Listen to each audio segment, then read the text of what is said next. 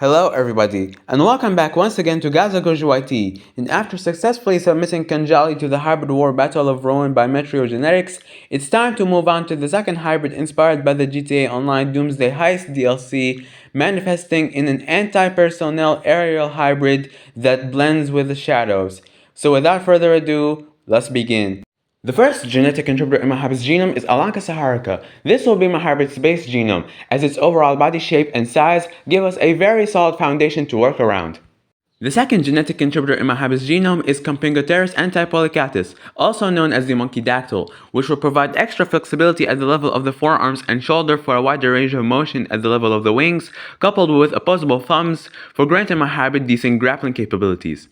The third genetic contributor in my hybrid's genome is Deinonychus antiropus. This iconic dromaeosaur will alter my hybrid's skull for a toothier jaw with a stronger bite force, coupled with sharpening the hand claws for securing a stronger grip when climbing trees or pinning prey, as well as tearing flesh from bone. And lastly, it will modify my hybrid's leg structure, making it better adapted for terrestrial and arboreal locomotion, while also being equipped with a large sickle-like claw that can be useful as an additional asset during combat.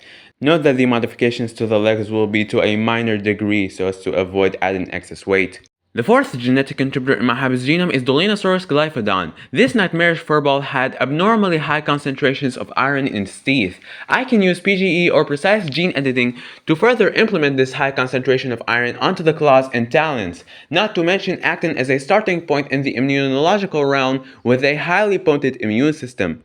The fifth genetic contributor to my hybrid's genome is the vampire bat, which will provide a myriad of benefits for my hybrid, including a bolstered immune system, which will help manage the high amounts of iron in my hybrid's body, coupled with its wing structure and raised neural spines, making my hybrid a more powerful and agile flyer. And lastly, it will provide the heat sensors on its snout, which work in tandem with an anticoagulant saliva, allowing my hybrid to bleed out its human targets in the case that they manage to escape, and thus it can quite easily track them down once again.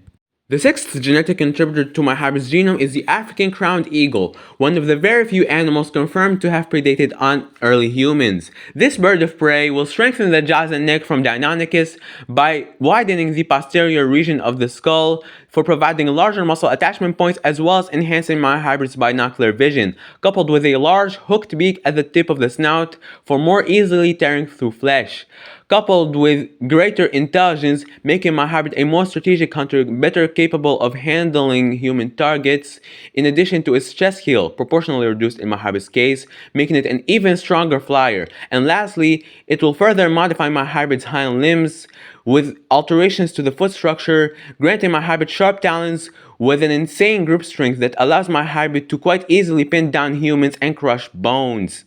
The seventh genetic contributor to my hybrid's genome is the Harris hawk, which will act as a stepping stone in the sociality department, allowing my hybrid to coordinate attacks and hunt in packs effectively if the situation calls for it, in addition to making my hybrid easier to train and better at getting along well with its human handlers. The eighth genetic contributor to my hybrid's genome is the New Caledonian crow, which, as you probably guessed, is used for its neuron count and neuron density, making my hybrid a lot smarter, more social, and more dexterous. But the reason why I use the Harris hawk is that while the New Caledonian crow is very smart and innovative, it is not particularly the best at getting along with humans. So yeah, there's that. The ninth genetic contributor in my hybrid's genome is the bar-headed goose. Coming straight from the Himalayas, this goose provides oxidative stress-resistant muscles, proportionally larger heart, lungs, and chest cavity, metabolic control, high-affinity hemoglobin, dense capillary in muscles for optimal oxygenation of body tissue, high red blood cell/mitochondrial density, low blood viscosity, gular fluttering, and specialized enzymes to facilitate cellular breathing, and so on and so forth, basically turning my hybrid into the ultimate master of stamina. The 10th genetic contributor in my hybrid's genome is the swallow-tailed kite, which will provide its specialized tail feathers, allowing my hybrid to perform sharp turns while in the air. The 11th genetic contributor in my hybrid's genome is the great horned owl, which will provide its specialized feathers for granting my hybrid the ability to fly silently, with the drawbacks that come with silent feathers not being as prominent in this species of owl as in other species, considering that the great horned owl is one of the biggest and fastest owl species in the world, all while being unaffected by light rain. Not to mention that this owl will also provide specialized hairs on the feet as well as modifications to the facial disc for granting my hybrid better hearing. The last genetic contributor in my hybrid's genome is the barred owl, which will help thicken my hybrid's feather coat for better defense without affecting its silent flight capabilities. Not to mention its eyes, by modifying the tapetum lucidum of my hybrid for granting it exceptional night vision, all while providing its horrifying eye coloration, which will make for quite the intimidating appearance, especially during nighttime when its targets look at it as the last thing they'll ever see. Now that the genome is finalized, it's time to introduce the final product.